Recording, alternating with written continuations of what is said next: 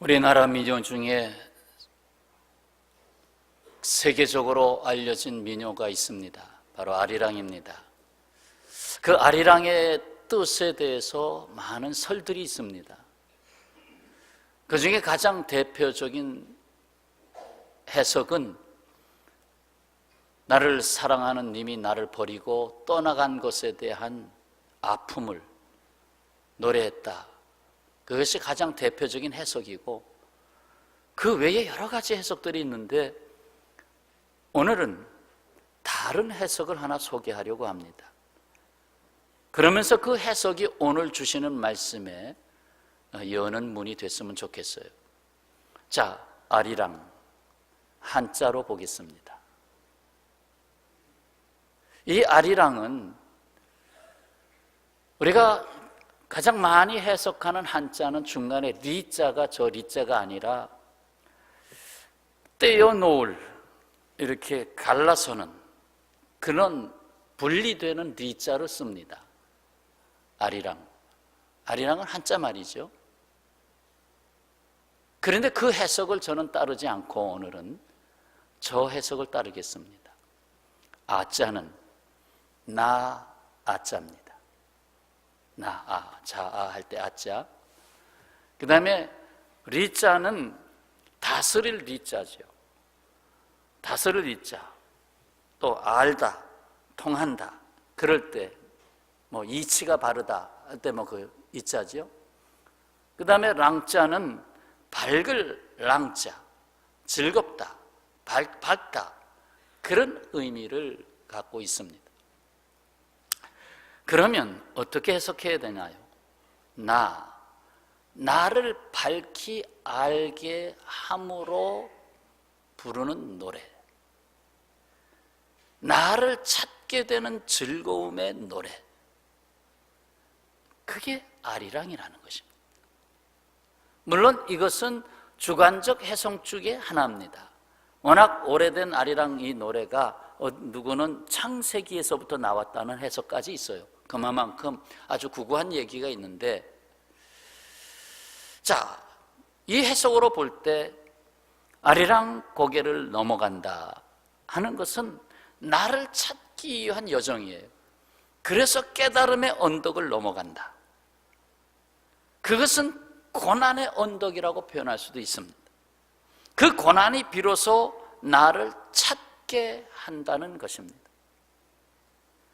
그리고 나를 버리고 가시는 님은 심리도 못 가서 발병난다 하는 이것은 나를 버리고, 결국 나라고 하는 것은 바르게 발견된 하나의 참된 진리 안에 있는 그런 정체성을 가진 나, 그런 나를 버리고 가면 발병난다. 결국 가지 못한다. 그 인생을 앞으로 가게 하지 못한다. 어떻게 좀 정리가 됐습니까? 그러니까 이 아리랑 아라리오 하고 노래하면서 결국 이것은 나를 발견해가는 인생의 노래요, 거기서 결국 나를 발견한 그 즐거움을 찾는 노래로 우리가 해석할 수 있겠다. 그렇다면 이 아리랑에 대한 이 해석은 굉장히 깊은 해석이고, 그냥 누가 나를 버리고 갔다, 이거 슬프다, 그런 노래로 끝나는 정도가 아니고, 나의 정체성을, 그것도 고난이라고 하는 훈련을 통해서 나를 찾아가는 노래다라는 거죠. 이 아리랑은 세계에서 가장 아름다운 곡으로 영국, 미국, 프랑스, 독일, 이탈리아 작곡가들이 모여서 선정한 세계 제1로 선정할 수 있는 아름다운 민요로서 82%의 득표를 얻은, 그래서 제1등을 차지한 곡입니다. 그래서 미국에서는 이 아리랑 곡조를 찬송가에 도입하기까지 했습니다. 그만큼 우리는 이 곡을 그냥 지나치는 노래로 받지 마시고 상당히 의미 있게 받아들일 수 있다는 것입니다. 자, 여기서 오늘 욥기를 열었습니다. 이 욥기는 시편 앞에 들어가 있습니다. 그러나 시대적으로 볼 때는 성경은 시대 순으로 정리한 게 아니거든요. 구분으로 한 것이죠. 성격으로, 장르, 어떤 장르에 들어가느냐. 그러니까 이걸 시대적으로 본다면 어디에 속하냐? 창세기의 부록으로 들어갑니다. 창세기. 그래서 아브라함 시대의 욥이라고 주석가들은 해석하고 있습니다. 아브라함 시대에 욥이 살고 있었다. 그때의 이야기입니다. 그러니까 아브라함에게 하나님은 믿음을 주었고 이미 율법이 오기 전에 믿음의 세계가 먼저 선포됐거든요. 그 믿음의 세계를 사는 인생, 그런데 하나님을 떠났던 인생들이 그 세상이 얼마나 어지럽습니까? 세상을 떠난 세계 속에서 거기서 신앙을 지켜간다는 게 굉장히 어려운 것입니다. 그런데 거기 욥이라는 사람이 있었습니다. 자, 무엇보다도 그 고난 속에 함께 하시는 하나님이 오늘 말씀의 핵심적인 주제입니다. 고난 속에 함께 하시는 하나님. 먼저 하나님은 욥이라는 사람을 어떻게 보셨습니까? 우리도 하나님 앞에 항상 하나님이 나를 보고 계시잖아요. 나를 어떻게 보실까? 욥기 1장 8절에 하나님이 보셨어요. 여호와께서 사탄에게 이르시되 네가 내 종 욥을 주의하여 보았느냐? 그와 같이 온전하고 정직하여 하나님을 경외하며 악에서 떠난 자는 세상에 없느니라. 아주 굉장히 온전한 믿음의 사람, 의인으로서 하나님은 욥을 보셨어요. 이런 사람 찾아보기 어렵다. 그러나 사탄이 판단하는 건 달랐습니다. 욥이 부족한 것이 없다. 당대의 최고의 부자다. 엄청난 농장을 갖고 있고 아들 7명에 딸 3을 가지고 있다. 수많은 종들을 거느리고 있는, 요즘으로 말하면 대재벌이다. 참으로 나름대로 부족함이 없이 살아가는, 나는 행복하다 라고 말할 수 있는 사람이다. 그가 하나님을 믿을 때 어떻게 믿겠느냐? 하나님은 나에게 있어서 참 좋으신 분. 어찌 하나님을 원망하겠느냐? 하나님은 나에게 다 베풀어 주셨는데 내가 하나님에 대하여 무슨 감정을 가질 필요가 있겠느냐? 그렇다면 하나님, 나랑 내기합시다. 욥에게 주신 그 가시적인 걸 다 거두어 가십시오. 눈에 보이는 모든 복을 다 거두어 가십시오. 그래도 하나님을 믿을 것인가 내기합시다. 그래도 하나님을 경외할 것인가 나랑 내기합시다 하고 사탄이 내기를 걸었어요. 좋아, 하자. 그래서 시작이 됐어요. 하루 아침에 욥의 집안에 재앙이 임했습니다. 세상 말로 쫄딱 망했습니다. 어떻게 그렇게 인생이 바뀔 수 있습니까? 스바 사람, 현재 예멘 사람이 와서 1000마리의 소, 3000마리의 나귀를 빼앗아 갔어요. 거기다 종들은 싸그리 다 죽여버렸어요. 하늘에서 불이 내려가지고 7000마리나 되는 양들이 다 죽었어요. 엄청난 바람이 불어와서 집을 무너뜨려 아들, 딸 10명이 다 압사당하고 죽었어요.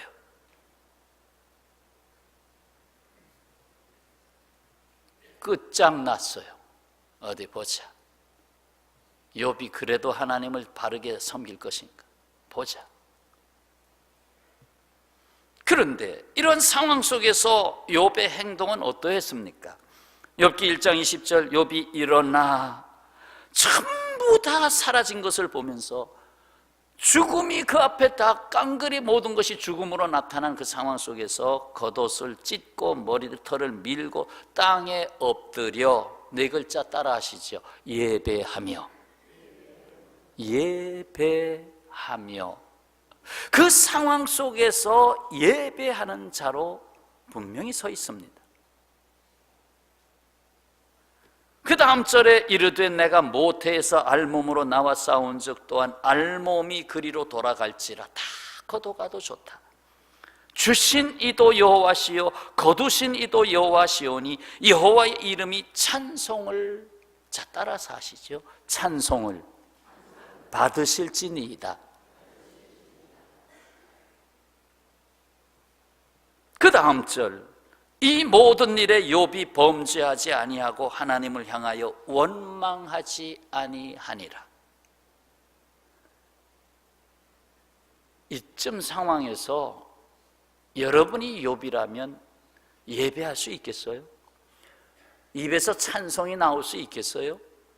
입에서 감사가 나올 수 있겠어요? 정말 욥은 하나님 바로 밑에 붙어 있는 사람이에요. 어떻게 이렇게 할 수 있을까? 나는 이렇게 못한다. 갑자기 우리 집안이 완전히 쫄딱 망해서 정말 세상들이 사람들이 와서 손가락질 할 만한 입장이 됐는데 내가 어떻게 하나님을 예배할까? 내가 그동안 하나님을 경외해 왔는데 하나님이 내게 이렇게 할 수 있을까? 그런데 욥은 예배했어요. 하나님을 찬송했어요. 원망할 만한데 원망하지 않았네요. 이게 사탄이 큰일 났어요. 사탄이 가만히 있을 수가 없습니다. 이대로 끝낼 수가 없어요. 두 번째 라운드 들어갑시다. 그래도 하나 남은 게 있어요. 욥의 몸을 쳐주십시오. 욥의 몸을 망가뜨리십시오. 그러니까 하나님이 그래 좋다. 숨만 남겨놔라. 숨 달딱거리는 숨만 남겨놓고 완전히 쳐라. 그래가지고 완전히 처참하게 망가집니다. 완전히 해골만 남았습니다. 백가죽이 등에 가서 붙었습니다.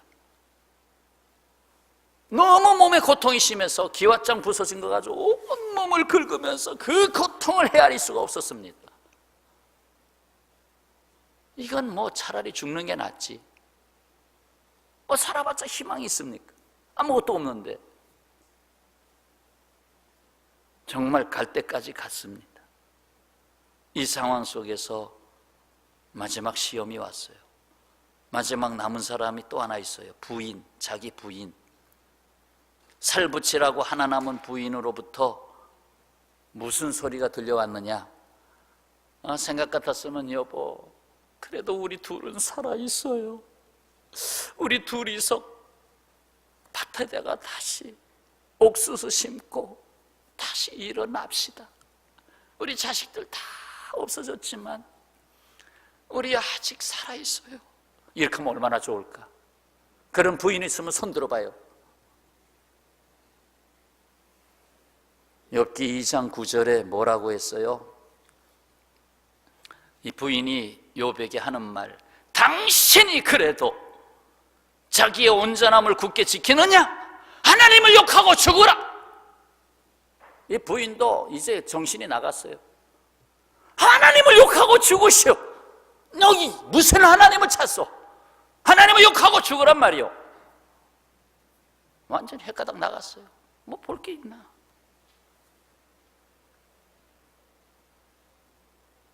아마 그 상황 속에서 대부분의 부인들 그렇게 말할 거예요. 여보, 내가 당신하고 결혼해서 잘 사는 줄 알았더니 결국은 이렇게 됐네. 당신이 믿는 하나님 정신병자 아니야? 어떻게 이렇게 할 수 있어? 어떻게 내 자식들 다 데려가고 내 재산 쌍깡그리 다 가져가고 내 몸 쳐버리고 이럴 수가 있어? 나 이해가 안 돼. 난 이런 하나님 이해 못해.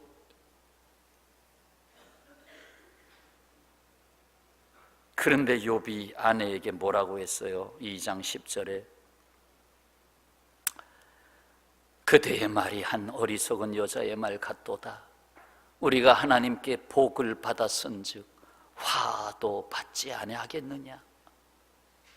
복을 받았은즉 화도 받지 않겠느냐? 하고 이 모든 일에 욥이 입술로 범죄하지 아니하니라. 자, 여기서 오늘 말씀에 이제 들어가겠습니다. 욥이 이렇게 고난을 겪고 있을 때 친구 3명이 들어왔어요.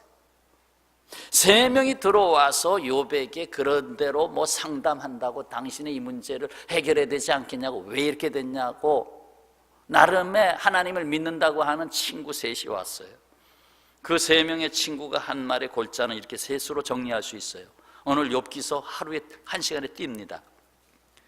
네가 죄를 지어서 하나님이 벌을 주신 것이다. 한 친구의 말, 자네가 죄를 지은 죄의 대가야. 이 벌 받은 거야. 당신이 벌 받은 거야. 또 한 친구, 자네 잘 된다고 그동안 교만했어. 교만해서 하나님이 깡그리 낮춘 거야. 교만했어.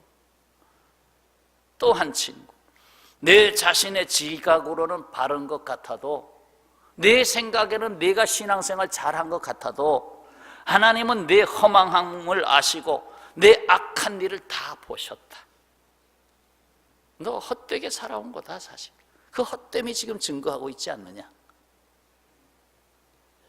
한마디로 친구 3명이 말하는 것은 욥에게 모든 고난의 책임을 물었어요. 당신 책임이다. 당신이 해결해야 된다. 여기서 욥이 대답합니다. 욥은 하나님 앞에 자신의 고난을 가지고 나갑니다. 이 고난을 주신 분도 하나님이시니 내가 이 고난받은 상황을 그대로 하나님 앞에 가지고 나갑니다. 거기에는 욥의 고난과 함께 하시는 하나님이 있었습니다. 보니 욥이 혼자 고난을 당하고 있는 게 아니었어요. 하나님의 고난이 거기 있었어요. 이걸 친구들이 못 보는 거예요. 더욱이 욥은 그 고난 중에서도 나의 하나님을 고백합니다. 나의 하나님. 욥은 자신에게 임한 고난이 고난으로 끝날 수 없음을 알고 있습니다. 하나님이 그 고난을 허락하셨을 뿐만 아니라 그 고난 가운데 함께 하시는 하나님을 구하고 있습니다. 그렇다면 오늘 본문 욥기 23장 오늘 본문에서 욥의 하나님은 어떤 하나님이십니까? 먼저 8절 9절에서 전후 좌우를 다 살펴보아도 내 지식으로는 도달할 수 없는 하나님이에요. 내 지식, 내 판단, 내 경험으로는 내가 이렇구나 하고 하나님을 정의하기가 어려운 하나님.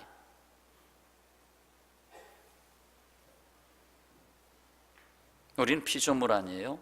앞으로 가도 아니 계시고 뒤로 가도 보이지 아니하고 왼쪽에서 일하신 것 같은데 그래도 만날 수 없고 오른쪽으로 가신 것 같은데 그래도 만날 수 없고, 주여 나의 인생을 여기에 두셨는데 하나님 어디 계시나이까?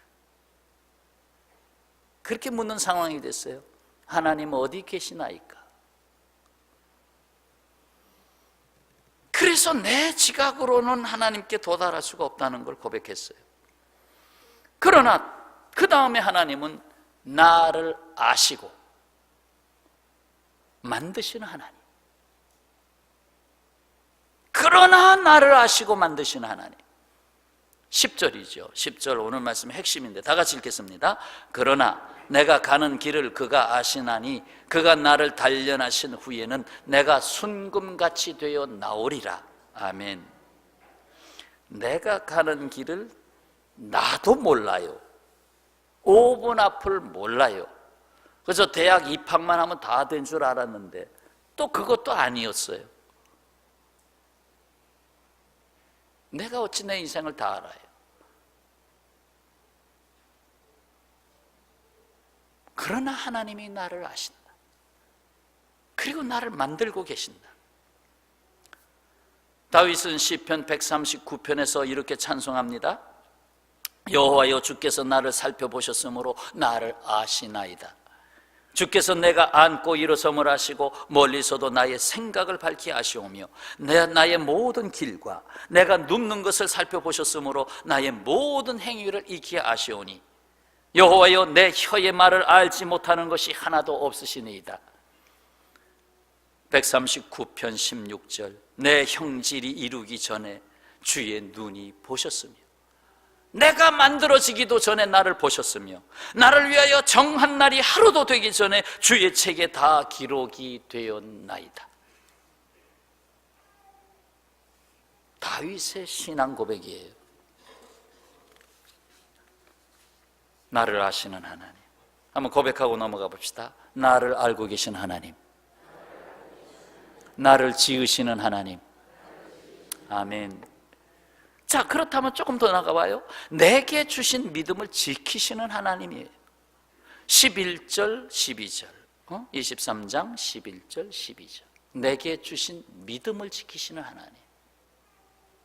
여러분, 내가 나를 지켜요?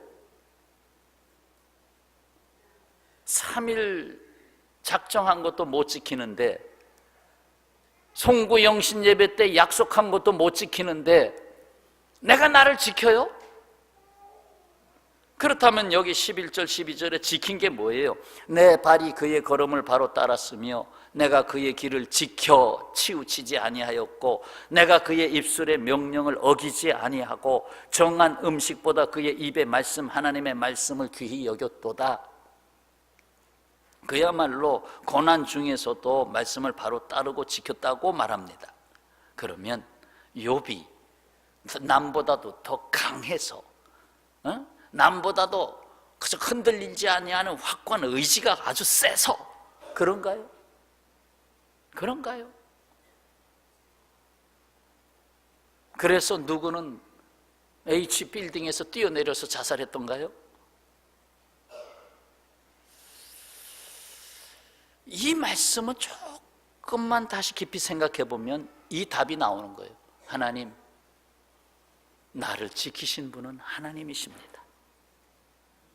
내가 이렇게 좌로나 우로나 쓰러졌다고 생각했을 때도 나를 세워주신 분은 하나님이십니다. 내가 다른 길을 기웃거리고 있을 때에도 나를 돌이켜서 주의 길로 가도록 붙잡고 계신 분이 계셨는데 나의 하나님이십니다. 그걸 한마디로 표현해서 내게 주신 믿음을 지키시는 하나님. 우리는 믿음으로 살아요. 그 믿음을 지키시는 분이 하나님이셔요. 오직 의인은 믿음으로 말미암아 살리라. 그 믿음이 나를 지키시는데 그 믿음을 지키시는 분은 하나님이셔요. 믿음은 하나님이 주신 선물이에요. 그러니까 나의 나 된 것은 오직 하나님의 은혜로다 라고 바울이 고백한 거예요. 그렇다고 하나님께 전적으로 다 책임을 돌리라는 얘기는 아니에요. 교제함으로, 믿음 안에서 교제하고 하나님 안에 내가 하나님 안에 거함으로 되어지는 거예요. 그러면서 하나님이 나를 지키시는 거예요. 사도 바울의 고백이죠. 로마서 8장 38절, 내가 확신하노니 사망이나 생명이나 천사들이나 권세자들이나 현재일이나 장래일이나 능력이나 높음이나 깊음이나 다른 어떤 피조물이라도 우리를 우리 주 그리스도 예수 안에 있는 하나님의 사랑에서 끊을 수 없느니라. 나는 때로 이 세상의 역경 속에서 끊어질 만한 상황이 내게 다가올 때도 있어요. 근데 하나님이 끊질 않았어요. 끊어질 수 없느니라. 도망가 보세요. 어디까지 갈 수 있나? 하나님이 붙잡고 계세요. 자, 그 다음에 또 어떤 하나님? 13절 14절, 내게 작정하신 것을 이루시는 하나님. 자, 13절, 그는 뜻이 일정하시니 누가 능히 돌이키랴? 그의 마음에 하고자 하시는 것이면 그것을 행하시나니 그런즉 내게 작정하신 것을 이루실 것이라. 이런 일이 그에게 많이 있느니라. 욥의 입에서 고백되는 말이에요. 하나님께서 하고자 하시면 하신다. 여러분, 하나님의 마음은 우리가 조금은 헤아릴 수 있어요. 하나님은 아버지로 표현했잖아요. 그러니까 부모의 마음이에요. 하나님의 마음이 부모의 마음이에요. 우리 자식을 향해서 하나님이 뭔가 소원이 있어요. 뭔가 자꾸 이루시려고 그래요. 얘가 결혼해야 되겠지 하면 또 어떤 거 또 알아보기도 하고, 얘가 뭐를 조금 지금 구하고 있구나, 그러면 좀 도와줘야지. 그 아버지 어머니의 마음 아니에요? 그러니까 하나님이 하시고자 하시는 것을 행하신다. 작정하신 것을 이루시는 하나님. 하나님은 내게 작정하신 것이 있어요. 그것을 이루시는 하나님이셔요. 다만 타임 스케줄이 하나님 보시는 것과 다를 뿐이에요. 여러분, 욥의 하나님은 바로 나의 하나님이십니다. 내 지식으로는 도달할 수 없는 하나님이셔요. 그러나 나를 아시고 만드신 하나님이셔요. 내게 주신 믿음을 지키시는 하나님이셔요. 내게 작정하신 것을 이루시는 하나님이셔요. 그러면 여기서 오늘 말씀의 가장 중요한 결론으로 가야 돼요. 왜 고난을 주신 거예요? 왜 욥에게 고난을 주신 거예요? 하나님이 심심하셔서? 여기에는 욥에게 모든 것은 우리가 살아가면서 변화를 체험하게 되는데, 변화하지 않는 건 썩는 거예요. 변화가 일어나야 돼요. 그걸 다른 말로 거룩하여지는 과정, 성화라고 그래요. 변화가 일어나는데 욥에게 적어도 두 가지의 변화가 일어났어요. 나중엔 똑같아졌어요. 뭐가 똑같은 거냐? 자식도 다시 10명 주셨어요. 재산도 다시 2배로 더 주셨어요. 그건 변화가 아니에요. 그럼 정말 변화가 뭔가? 욥기 42장 5절에 내가 주께 대하여 귀로 듣기만 하였사오나 이제는 눈으로 주를 배옵나이다. 욥의 깊은 고난, 하나님은 그의 눈을 여셨어요.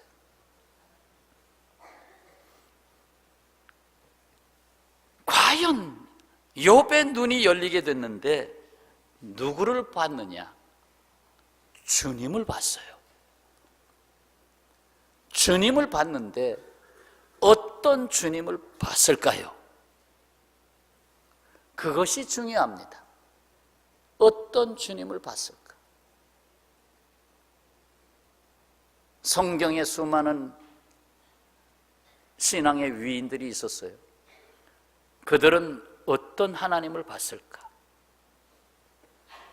오늘 이 욥이 본 하나님, 욥이 본 주님은 왕관을 쓰고 보좌에 앉아서 욥아 내가 있다, 그런 하나님으로 나타나셨을까요? 아니에요. 지금 욥이 살고 있는 세상은 하나님 믿는 사람은 극히 드물었어요.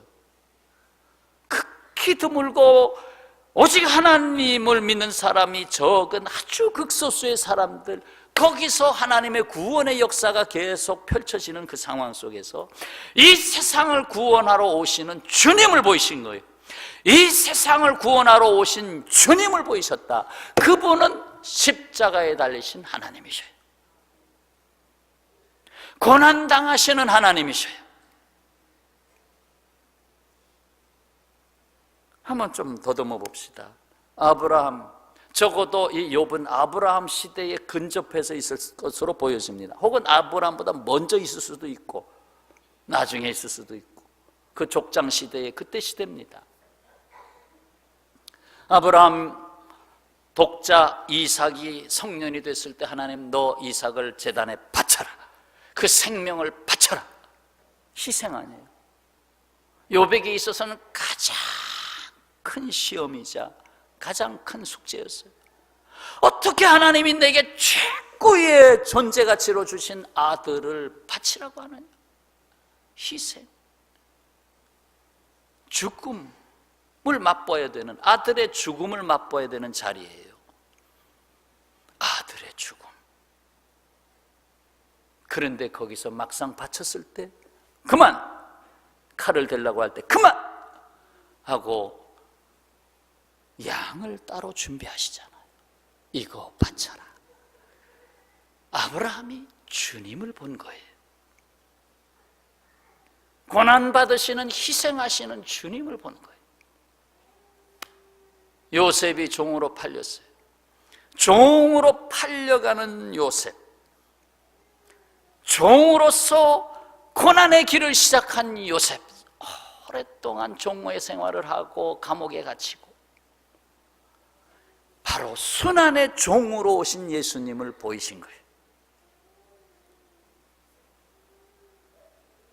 그리고 구약시대의 출애굽 사건, 하나님의 백성들이 애굽 땅에서 부르짖어 주여 우리가 자식을 낳으면 2달 안에 죽여야 됩니다. 자식을 낳아도 죽여야 할 자식을 낳는 그 시대, 그 부르짖음을 하나님이 들으시고 보시고 내려오셔서 구원하셨어요. 그 내려오신 그것이 주님이십니다. 내려오신 하나님. 그래서 마지막 죽음의 사자가 임할 때 양을 잡아라. 양을 급히 잡아라. 잡아서 그 피를 네가 살고 있는 집에 문 양쪽 기둥에 바르고 문 위쪽에 바르라. 근데 왜 바닥에 안 발랐어요? 어디서 양을 잡았을까요? 급히 잡아야 되는데 바깥에는 죽음의 사자가 다니고 있고 어떻게 잡아요? 할 수 없이 문을 삐그덕 열고, 집안에 다 피를 범벅을 할 수는 없고 문을 삐그덕 열고, 어차피 바깥에서 발라야 되니까 바로 문지방에서 양을 잡는 거예요. 그러니까 그 문지방은 전부 피로 범벅이 되는 거예요. 이미 발랐어요. 그러니까 바를 필요가 없다고 보는 거예요. 이미 발랐어요. 그리고 여러분, 다니엘과 다니엘의 친구들도 보면 다 죽음에 던져졌잖아요. 죽음에 던졌을 때 그 속에서 함께 하신 분이 보이잖아요. 세 친구 말고 또 한 사람이 누구지? 고난당하시는 주님. 다니엘의 사자굴 속에 함께 하신 주님. 여러분, 고난당할 때 거기 누가 계셔요? 주님이 계셔요. 사랑하는 성도 여러분, 이 세상은 광야입니다. 온전하지 않아요. 또 세속주의, 물질주의로 눈에 보이는 가치로 그쪽이 우상이 돼서 그쪽으로만 가요. 그러다 보니까 하나님을 보여줄 수가 없어요. 하나님을 그렇게 눈에 보이는 가치로서 보여주게 되면 전부 다 그리 가요. 한국교회가 잘못한 게 그거였어요. 기복주의. 예수 믿으면 복을 받는다라고 하는 걸 너무 가시적인 쪽으로 끌고 갔어요. 그러니까 막상 가시적이지 않고 어려움을 당할 때에 교회를 떠났어요. 아이고, 10년 믿어도 부자가 안 되네? 떠났어요. 10년 믿어도 내 병이 안 고쳐지네? 떠났어요. 그게 아니라 이 말입니다. 물론 하나님이 원하시면 하셔요. 하나님이 원하시면 세계 1등으로도 만들고 최고의 부자로도 만드신 하나님이에요. 그러나 그 과정을 밟으시려면 고난의 주님을 봐야 됩니다. 고난의 주님을 보지 않고 욕심 부리지 마십시오. 그러면 망합니다.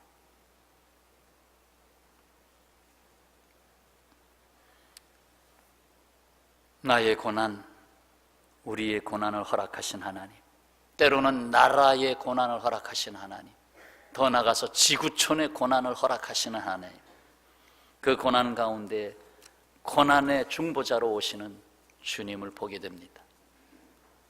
주님을 봤어요.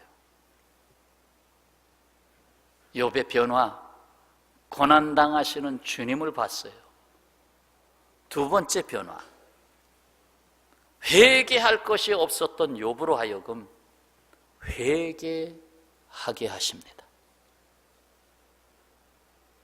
회개할 것이 없는 욥이, 하나님 보셨잖아요. 이만한 사람이 없다. 이렇게 완전한 사람이 없다. 그런데 회개를 합니다. 42장 6절에 그러므로 내가 스스로 거둬들이고 티끌과 재 가운데서 회개하나이다. 회개하나이다. 이는 나를 내려놓고 나의 말을 거두어 드리고 나의 공로를 지우고 오직 하나님의 의와 하나님의 주권과 하나님의 은혜 안으로 돌이키는 행동이 회개입니다. 그래서 나를 부인하고 하나님께로 들어가는 게 회개예요. 주여, 이제는 내가 주인 되었던 삶을 깨뜨리고 오직 하나님이 나의 주인 되십니다. 이게 회개예요. 거기서 나오는 모든 행동이 바뀌는 거예요. 가치관이 바뀌는 거예요. 그리고 이 같은 회개는 그냥 생각으로서의 회개가 아니라 실질적으로 기도 생활입니다. 예? 티끌과 재 가운데 엎드려 회개합니다. 이거는 기도하는 것입니다. 기도하면서 회개의 역사가 수반되는 것입니다. 여러분, 기도 안 하면 자꾸 내 생각이 나를 자꾸 끌고 가려고 해요. 그래서 하나님은 우리에게 기도하라고, 쉬지 말고 기도하라는 규칙을 주신 거예요. 근데 막상 우리가 기도 생활 잘 안 하잖아요. 하지요, 물론 보이지 않는 데서. 그러나 다시 묻습니다. 정말 나는 기도 생활이 되고 있는가 할 때, 글쎄요, 저도 하나님 앞에 제가 제일 먼저 고백하는 게, 하나님, 제가 기도가 부족합니다. 왜? 하루에 1시간 정도 기도하면 그 정도 하니까. 새벽 기도 때 1시간 정도 기도하면 그냥 그 정도. 그런데 그거 가지고 부족함을 느껴요. 왜? 기도가 부족하니까 내가 자꾸 하려고 그래. 기도가 회개가 되는 이유는 내가 하는 것이 아니라 하나님이 하시도록 하는 것이 기도이기 때문에, 하나님이 하시도록, 나를 주관해서 나를 붙잡고 하나님이 하시도록. 여러분, 경험하셔야 됩니다. 체험하셔야 됩니다. 하나님이 내 안에서 하시는 일들이 어떻게 하고 계시는가를 한번 돌아보셔요. 하나님이 나를 통해서 어떻게 하고 계시나. 그렇습니다. 욥이 겪은 고난은 이전보다 영적으로, 육적으로, 그리고 물질적으로 갑절의 은혜를 받았습니다. 무엇보다도 내가 하나님을 만나는 것이 아니었습니다. 내가 주체가 돼서 하나님을 만나러 가자가 아니었습니다. 하나님이 나를 만나셨습니다. 하나님이 나에게 고난을 주시고 하나님이 나를 더욱 더 만나게 하셨습니다. 그리고 끝까지 침묵하던 나이 어린 친구 엘리후가 4번째로 등장했잖아요. 나이가 적으니까 아무 말 못하고 있다가 사실 친구가 아니라 후배, 먼 후배였다고 봅니다. 하나님은 엘리후의 입에 말씀을 주셨어요. 그리고 엘리후의 말은 다 정당했습니다. 엘리후를 하나님이 인정했고 나머지 3 친구는 회개를 했어야 됐어요. 그가 회개하러 오거든 회개를 받아주라. 엘리후가 한 말 한 절을 들려드리고 말씀을 맺겠습니다. 욥기 36장 24절 말씀. 그대는 하나님께서 하신 일을 기억하고 높이라. 잊지 말지니라. 인생이 그의 일을 찬송하였느니라. 하나님이 욥 그대에게 하신 일을 기억하라. 하나님이 욥을 통해서 하시는 일을 기억하라. 하나님을 높이라. 당신의 인생이 하나님을 찬송하고 있습니다. 내 인생이 찬송이라. 나의 인생이 찬송이라. 입에서만 나오는 찬송이 아니라 내 인생이 찬송이라. 할렐루야. 마무리합시다. 고난이나 역경의 가치를 아는 사람은 그 고난의 옷을 입고 오는 복을 체험합니다. 하나님을 경외하는 자에게 임하는 고난은 결코 헛되지 않습니다. 하나님이 나에게 고난을 주실 때 등을 보이면 안 됩니다. 오히려 하나님 앞에 예배하고 하나님 앞에 찬송하고, 오히려 기도의 자리에, 그 티끌의 자리에 주여 나를 티끌로 만드시나이까, 나를 재로 만드시나이까, 그 자리에 엎드리는 기도자가 되어야 합니다. 그러면 반드시 주님께서 내게 작정하신 것을 이루실지니라. 기도하겠습니다.